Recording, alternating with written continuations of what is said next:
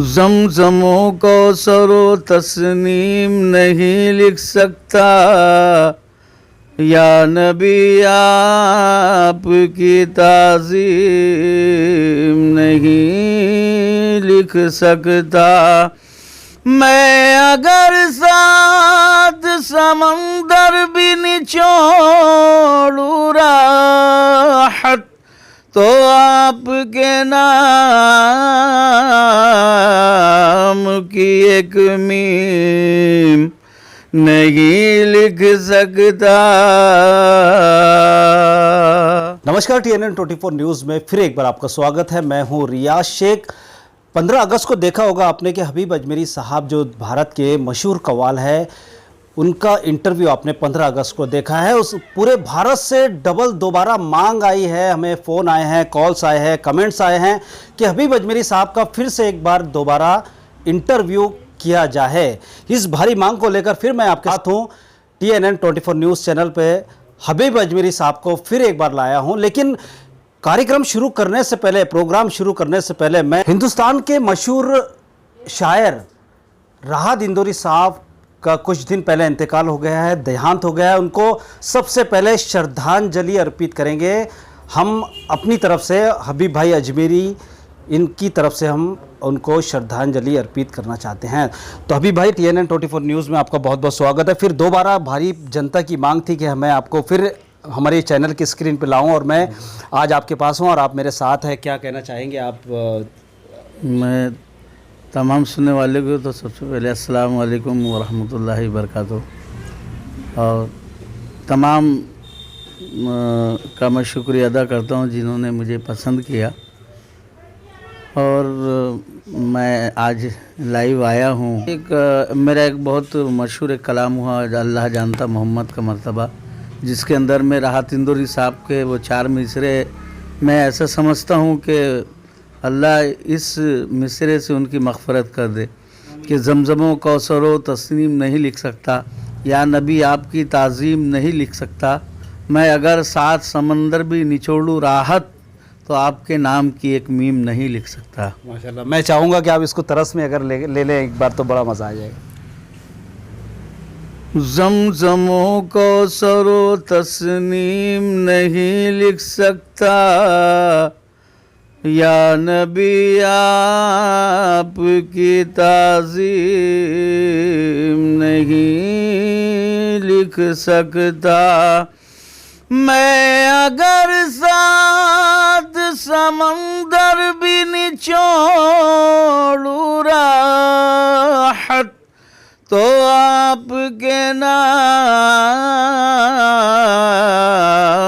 की एक मीम नहीं लिख सकता। 11 अगस्त 2020 को उर्दू और हिंदी अदब के मारूफ तरीन शायर डॉक्टर राहत इंदौरी साहब इस दुनिया फ़ानी से कूच कर गए हैं। उनके इंतकाल पर उर्दू व हिंदी बिरादरी गम के समंदर में डूब गई है। अल्लाह ताला से दुआ है कि वो डॉक्टर राहत इंदौरी की मग़फ़िरत फरमाएं। यकीनन उर्दू अदब में राहत इंदौरी के जाने से जो खला पैदा हुई है, वो मुद्दतों भर नहीं पाएंगी। मैं डॉक्टर राहत इंदौरी साहब को उन्हीं के 4 मिसरों से खिराज अकीदत पेश करता हूँ, और अल्लाह ताला से दुआ करता हूँ कि अल्लाह ताला उन्हें जन्नतुल फिरदौस में आला मुकाम अता फरमाए। अफ़वाह थी कि मेरी तबीयत खराब है, अफ़वाह थी कि मेरी तबीयत खराब है, लोगों ने पूछ पूछ के बीमार कर दिया।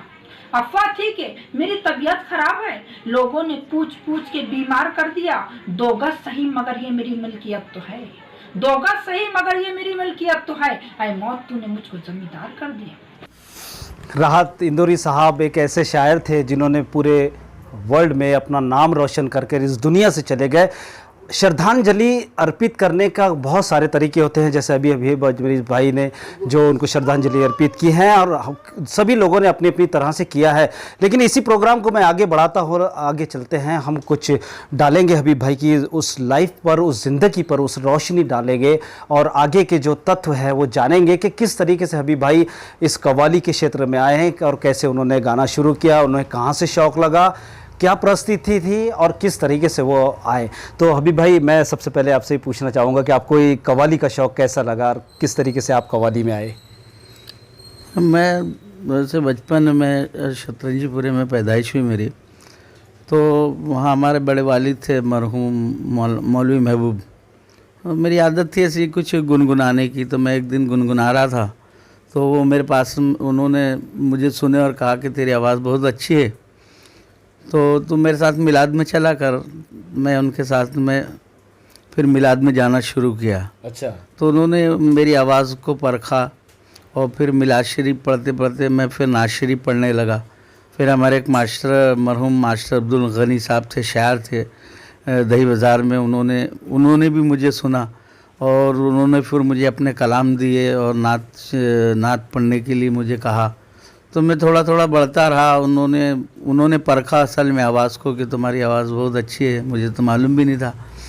अल्लाह का एहसान अज़ीम है, तो उन्होंने मुझे बहुत साथ दिया। तो वैसा मैं करते करते नात शरीफ पढ़ते पढ़ते फिर मटका पार्टी लाइन में आया, जिसमें उसमें भी अल्लाह ताला ने बहुत नाम किया। न्यू नाज सेरा मिल पार्टी के नाम से बहुत शादियों में और बहुत मंगनियों में मैंने अपना वो प्रोग्राम्स किया।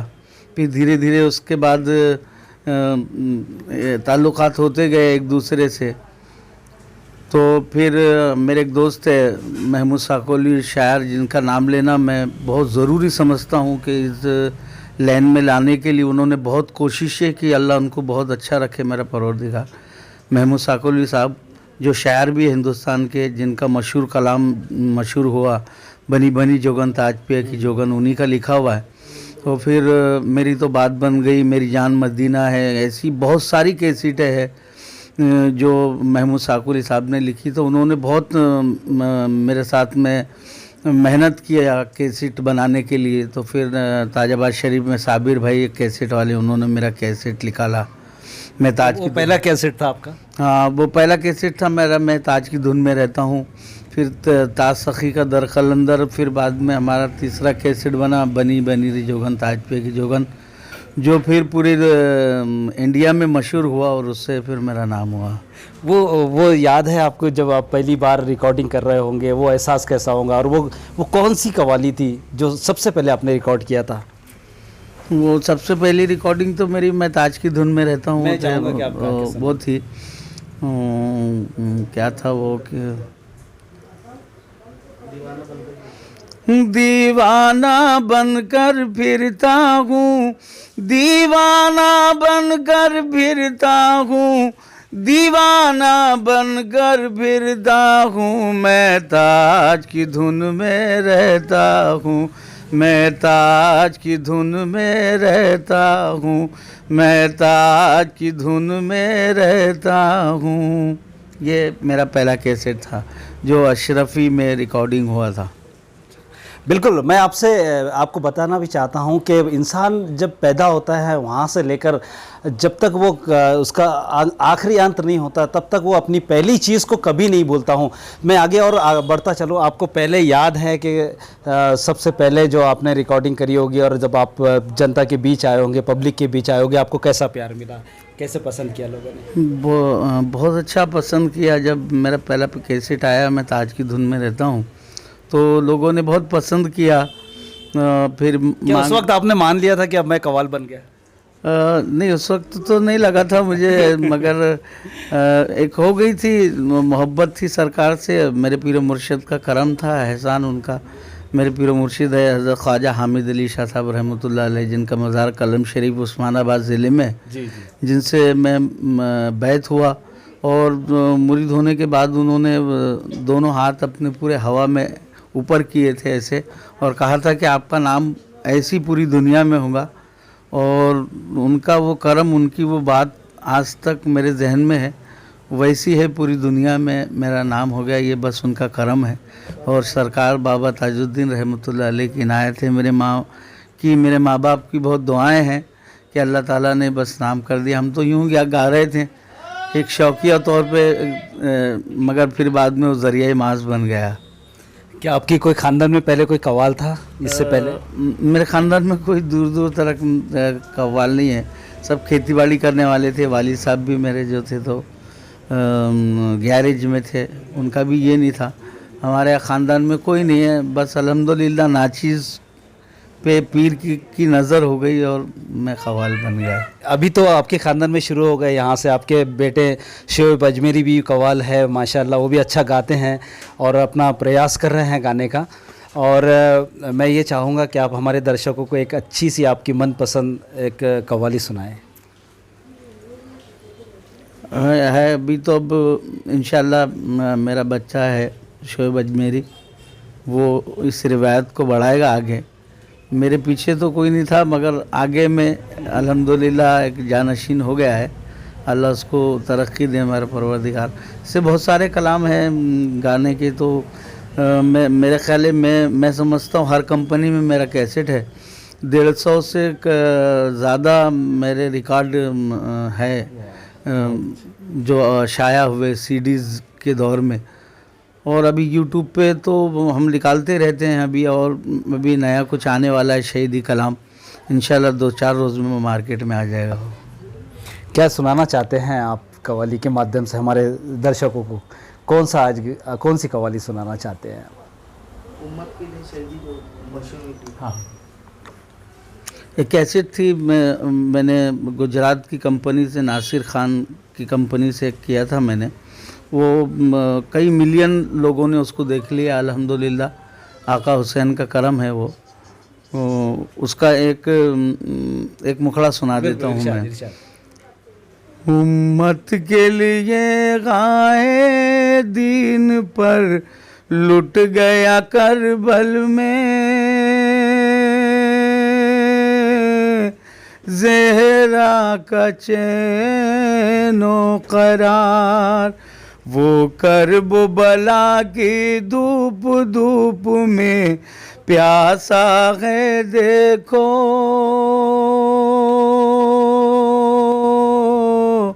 प्यार मोहम्मद का प्यार। उम्मत के लिए गाए दीन पर लुट गया करबल में, ज़हरा का चैनो करार। बिल्कुल, आप मेरे साथ जुड़े हैं हबीब अजमेरी साहब, जो भारत के मशहूर कव्वाल है, जिनका नाम पूरे भारत में लिया जाता है और लोग उन्हें पसंद करते हैं। उनकी आवाज़ में वो जादू है जिससे मैग्नेटिक पावर कहा जाएगा, कि जो इंसानों को वो अपनी ओर आकर्षित करते हैं, खींचते हैं। जब इनके प्रोग्राम होते हैं तो जनता जो है, पब्लिक, इनके चाहने वाले उस जगह से नहीं उठ पाती है। मैं अपनी नज़रों से देख चुका हूँ। ऐसा जादू तभी हो सकता है जब हमारे माँ बाप की दुआएं, हमारे बड़ों की दुआएं हमारे साथ होती है। वही दुआएं कहीं ना कहीं काम में आती है। तो मैं और आगे बढ़ता हूँ कुछ बातों को, कुछ सवालों को लेकर, फिर चलते हैं हबीब भाई के पास में। हबीब भाई, मैं चाहता हूँ कि आप एक अल्लाह ही जानता है मोहम्मद का मर्तबा, वो सुना दे। क्या मेरी हकीकत जो करूँ उनकी मैं सना, क्या मेरी हकीकत जो करूँ उनकी मैं सना, अल्लाह जानता है मोहम्मद का मर्तबा, अल्लाह जानता है मोहम्मद का मर्तबा। ये मेरा एक ऐसा रिकॉर्ड हुआ है जिसने सारे रिकॉर्ड तोड़ दिया, सारे रिकॉर्ड तोड़ दिए हैं। और ये मतला जो है, ये मेरे एक हकीकी उस्ताद थे जिनका नाम शाह फौजुल मुबीन साहब था, जो अभी कुछ पहले इंतकाल हो गया उनका। वो भी मेरे उस्ताद थे, मैं उनका गंडा बंद शागिर्द हूँ। और वो बहुत अच्छे शायर भी थे, उन्होंने ये मतला कहा था, अल्लाह जानता मोहम्मद का मर्तबा। और ये जब रिकॉर्डिंग होके हम जब बाहर निकले तो उनका ये कौल था कि हबीब साहब आप देखना, ये पूरी दुनिया में, ये कलाम पूरी दुनिया में सुना जाएगा, पूरी दुनिया में सुना। और हकीकत है वो शाह फौजुल मुबीन साहब ने जो बात कही थी कि ये पूरी दुनिया में मशहूर होगा, तो आज करीब 100 मिलियन से ऊपर लोगों ने इसको देख लिया है। और क्योंकि अल्लाह ही जानता है मोहम्मद का मर्तबा, बाकी कोई जान ही नहीं सकता।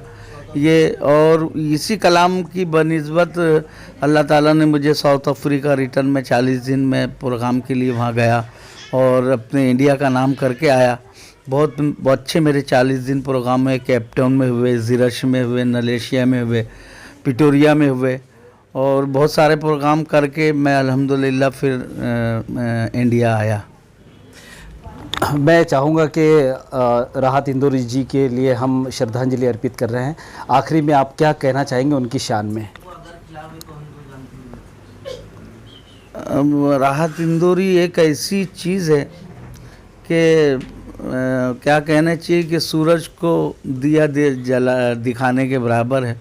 एक बहुत हिंदुस्तान की मायनार शख्सियत जिसके शेरों अशारों में एक बात हुआ करती थी, जो अपने अशारों के माध्यम से पूरी दुनिया को एक दर्स दिया करते थे। मोहब्बत का पैगाम आपने दिया है कि अगर खफा है तो होने दो, जान थोड़ी है, ये सब धुआं है, आसमान थोड़ी है, लगेगी आग तो आएंगे घर कई जद में, यहाँ पे सिर्फ हमारा मकान थोड़ी है।